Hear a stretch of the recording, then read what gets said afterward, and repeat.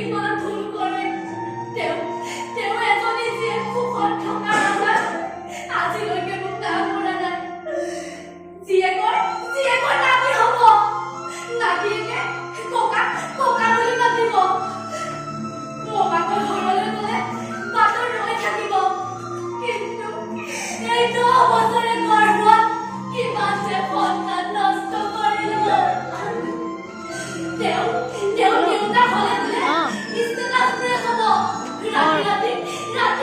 ৰ'বা হে মই নন্দিনী সেইটো চাই আছোঁ মই নাজানো খেলিব এই বৰ্ষা কৈছে অঁ